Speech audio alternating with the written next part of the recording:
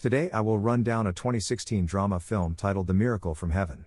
Please be advised that there will be spoilers ahead of this video, so chill out and enjoy it as I narrate it for you. The film opens up with the Beam family who have just relocated to Texas. Christy, her happy daughters, and her husband, Kevin.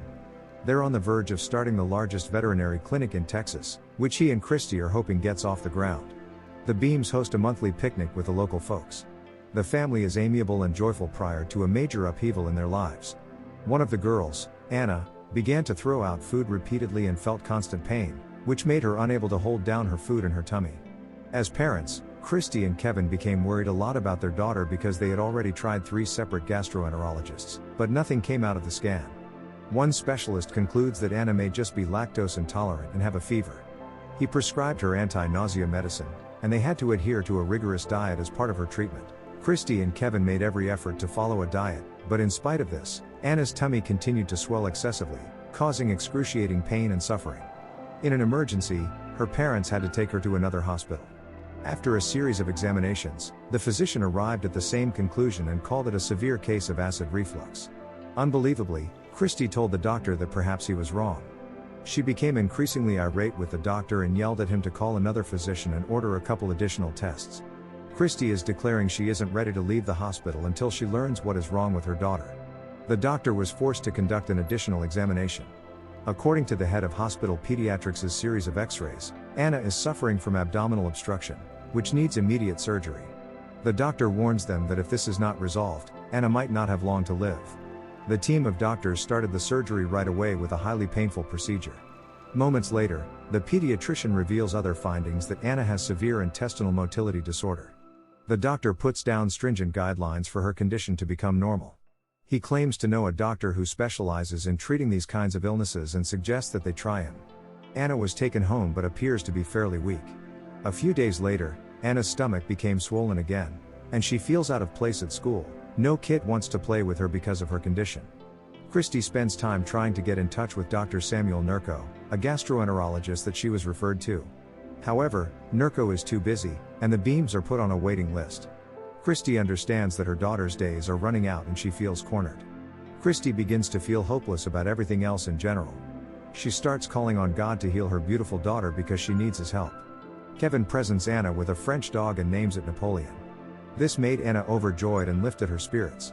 However, Christy became furious with the decision because the savings account is now running dry and they need a solution to their daughter's disease, not dogs. Kevin had an argument with his wife over her lost faith and trust in God that morning. Abigail, the older daughter, is unhappy after hearing her parents argue over her sister's illness. She therefore begs God to fully cure Anna so that they can play soccer once again. Anna's illness becomes more tense during the night.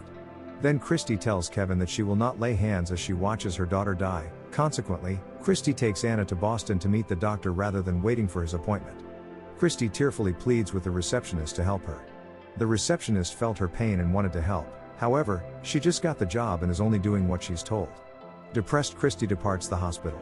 She takes Anna to a restaurant, where they meet a waitress named Angela, who recognizes that they are not from Boston and offers to take them on a personal tour. Anna became delightful because the first place they go is an aquarium, and then later an art museum which lifts her spirits. Christy receives an unexpected call from Dr. Nurko, who had scheduled her appointment for the following day. Christy and Anna eventually get a chance to meet the children's specialist and examine her. Dr. Nurko is an exceptional physician with a distinct charm and experience with kids. He makes jokes with them to make them forget their pain. However, the doctor's charm wanes when he admits to Christy that Anna suffers from a grave illness. It's unfortunate that he can't heal her, but there are some extremely potent medications he can provide that can regulate Anna's pain. In order to ensure that there are no adverse effects, the doctor advised Christy that he could watch Anna while she stayed for research. The mother will be free to take her daughter back home after the pain has gone. But Anna must be brought back every 6 months for additional testing. Anna befriends a girl who suffers from leukemia in the same room. She assures the girl that she shouldn't be afraid of dying because she has a great deal of faith in God and hopes he will heal her. The girl later tells her dad about Anna's conversation, assuring him not to be scared of her condition. The father speaks to Christy privately and says that while he's not upset about Anna trying to be nice to his daughter, he just doesn't want her to have false hope, which Christy understands. Moments later, Anna cried out in agony and was filled with unwavering rage towards her mother. She just wants to go home since she is so weary. Anna sobs because she is at her breaking point and confides in her mother that she longs for God to take her away and enter his paradise, a place devoid of suffering. Kevin and the daughters make plans to visit Christy and Anna in Boston that day. Unfortunately, there is a payment issue at the airport due to Kevin's lack of funds on his cards. When the counter clerk learns about his sick daughter Anna, he offers assistance and issues them tickets on his account. Christy receives a call from Kevin demanding to speak to his daughter, which turned out to be a surprise because they were already at the door. Anna feels less upset when her father shows up with Abigail and the little sister. The family plays some fun to make Anna happy. After bidding Anna farewell, the doctor talks to Christy about getting her a child psychologist to help Anna avoid having depression. If they fail to do so, it can make Anna's pain worse. Christy and Kevin should try every effort to spend as much time as possible with her.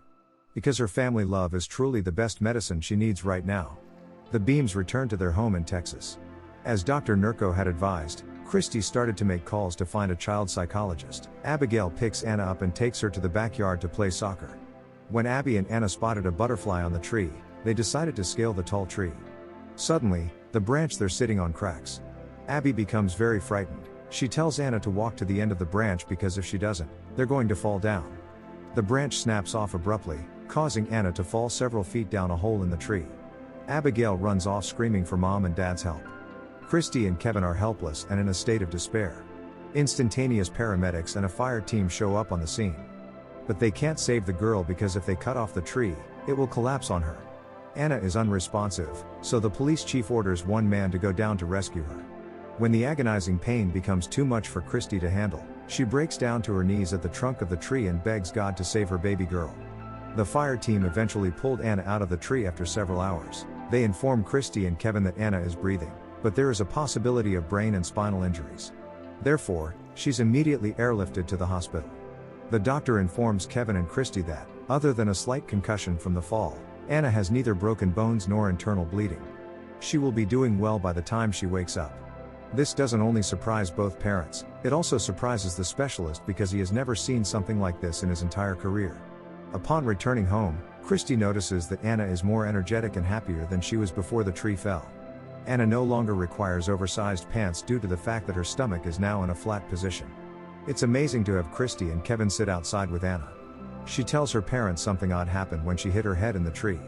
According to her, it was weird because everything blackened, and she stepped out of her body. She could even see herself in the shining butterfly, and when Anna touched it, she saw herself meandering through the vibrant woods and illuminated flower gardens. She had sudden relief from pain and suffering in her body.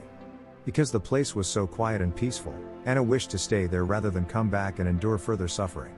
Miraculously, that's how Anna got healed.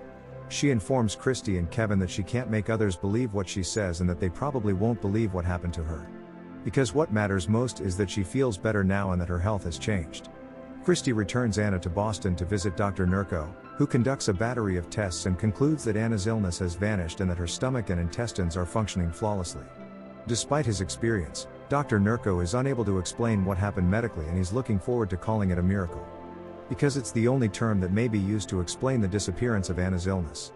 Christy is shocked by the news and, at the same time ecstatic. She then expresses her gratitude to Dr. Nurko for his tireless efforts to restore her daughter's happiness. Boston Children's Hospital medical team, and lastly, the receptionist, who also put her job on the line just to ensure Anna got the appointment. Christy and Anna meet Angela at the airport and express their gratitude to her for everything. Anna gifted Angela an old doll and asked if she could call her Aunt Angela because she's more than just a friend to her. Angela accepts and hugs Anna before bidding them farewell for the last time. The girl's father, who was diagnosed with leukemia in the hospital, has traveled from Boston to Texas upon hearing about Anna's testimony and believes everything Christy has testified. He also shares her beautiful daughter's story, as Anna gave her hope and faith in God when they met in the hospital and died peacefully. This news saddens Anna because she considered her to be a dear friend. The Beams have a pizza dinner outside their house as they used to do it before Anna's illness. Christy's voiceover states that her family lives each day like it's a miracle to them. We see a video diary from the real Kevin, his youngest daughter, his older daughter Abigail, the kid's mother, Christy Beam, and lastly, Anna Beam. The tree Anna fell into was hit during a heavy storm. It's now known that she is a healthy and happy 7th grader. Most importantly, she hasn't been sick since. This brings the movie to an end. Thanks for watching. Don't forget to subscribe and turn on notifications to watch more of my videos. Have a good day.